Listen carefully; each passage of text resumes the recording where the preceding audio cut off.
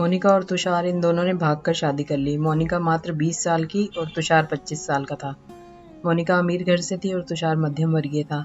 मोनिका के घर वालों को इस रिश्ते से विरोध था। उसके पिता को मोनिका के लिए अमीर लड़का चाहिए था।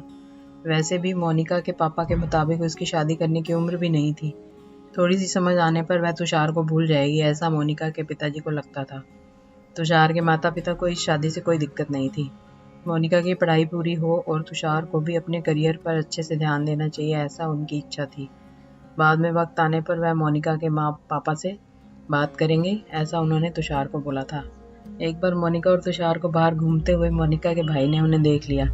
मोनिका को जबरदस्ती घर लेकर गया। उसके घर एक ही तमाशा होने लगा। उन्होंने मोनिका का घर के बाहर जाना बंद करवा दिया। लास्ट में संधि देखकर उन दोनों ने भागकर शादी कर ली।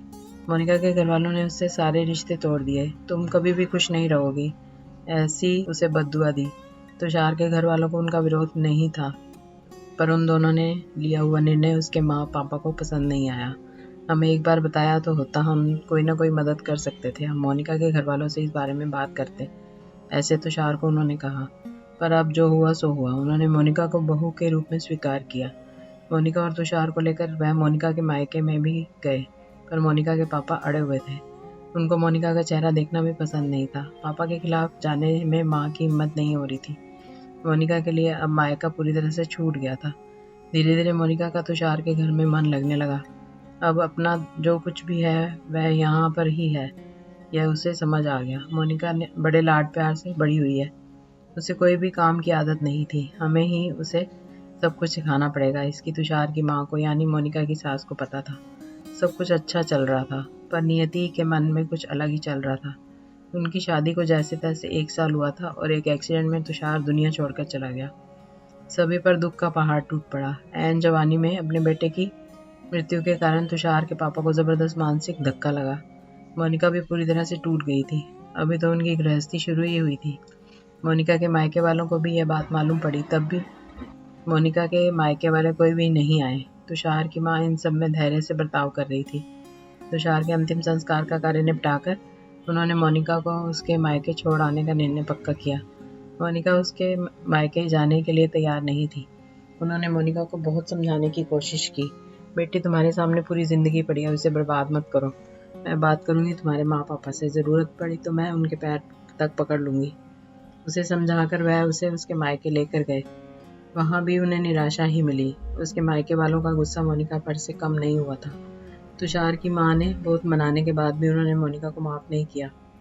उसके पापा ने कहा, आपको वह बोझ लग रही होगी तो उसे कुएं में धकेल दो। तुषार के माँ पापा मोनिका को वापस घर ले आए। मोनिका के वापस घर आने से घर के बाकी लोग थोड़े नाराज थे। जब मोनिका को कोई भी खुले मन से स्वीकारने को तैयार नहीं था। कुलक्षणी, अब शकुनी, पोते को निगल गई मेरे, अब बेटे को भी निगल जाएगी है, ऐसा बोलकर तुषार की दादी मतलब मोनिका की दादी सास उसे ताने दे रही थी। उस वक्त तुषार के पापा की तबीयत कुछ खराब हो रही थी। यह सब मोनिका को सहन नहीं हो रहा था। उसने ठान लिया कि यहाँ से दूर निकल जाना चाहिए। रात को सब सो जाने के बाद वह निकलने वाली थी, तभी उसकी सास जो जग रही थी, उन्होंने मोनिका को रोका। कहाँ जा रही है, ऐसे पूछा। माँ, मुझे जाने दीजिए, मैं आप शकुनी हूँ, मेरी ही वजह से यह सब हुआ। मैं तुषार की ज़िंदगी में आती ही नहीं तो हमारी शादी नहीं हुई होती तो आज वह जिंदा होता। पापा की भी यह अवस्था होती नहीं।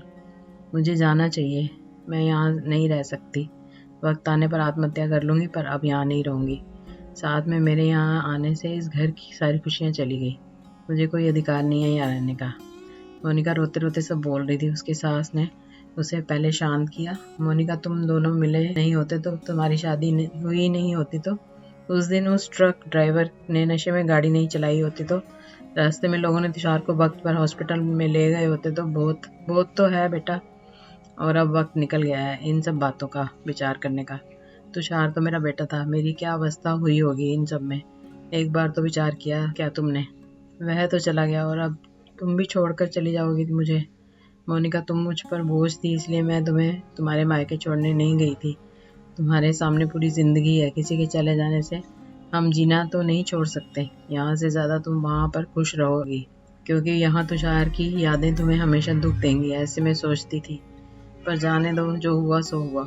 अब तुम तुम्हारी पढ़ाई पूरी करोगी, मैं हूँ तुम्हारे साथ। और इनकी चिंता करने के लिए मैं हूं ना, सिर्फ तुम्हारा साथ चाहिए मुझे बेटा इस सब में। तुषार के जाने से हर कोई परेशान था, हर किसी का बोलने का तरीका अलग हो गया है। तुम्हारा दुख मैं अच्छे से समझ सकती हूँ, पर अब तुम्हें संभलना होगा। लोगों का बोलना नज़रअंदाज करना होगा तुम्हें। मन लगाकर पढ़ाई करनी पड़ेगी। तुम कोई भी गलत फैसला नहीं लोगी, इसका मुझे वचन दो। मैंने मेरा जवान बेटा गंवाया है, अब बेटी को नहीं खोना चाहती। सास की बातें सुनकर मोनिका को रोना आया। उसने सास को गले लगाया। माँ, मैं कहीं नहीं जाऊंगी आपको छोड़कर। आप जैसा बोलोगे वैसा ही मैं करूंगी। मोनिका की सास भी मन भर के रोई। आज पहली बार उनका दुख फूट फूट कर बाहर आया था। आगे मोनिका ने मन लगाकर पढ़ाई की। बहू नहीं, वह उस घर की बेटी बनी। बहुत सारे ताने, बहुत बुरी बातें सुने उसने। हर एक राह पर उसकी सास उसकी साथ थी। वो दोनों एक दूसरे की ताकत बनी। मोनिका IAS अधिकारी बनी। अब उसे दोष देने वाले लोगों का मुंह बंद हो गया। मोनिका के मायके के वालों को भी ये खबर पता चली। उसके पापा के सिवाय मायके के बाकी लोग उसे पूछने लगे थे। सास ने अच्छा जोड़ीदार चुनकर मोनिका की दूसरी शादी करवाई। शादी के बाद भी मोनिका अपनी इस माँ को कभी नहीं भूली। शासकीय अंतिम काल में भी मोनिका रात का दिन करके सेवा में हाजिर होती थी। सास के रूप में मोनिका उसकी जिंदगी खड़े अर्थ से जीना सिखाने वाली माँ उसे मिली थी। पर सच में मोनिका के सास जैसी ऐसी कितनी समझदार औरतें इस समाज में है, जो इस एक चौखट से बाहर जाकर सोचती हैं और दूसरों का आधार बनकर उनका जीवन सफल बनाती हैं।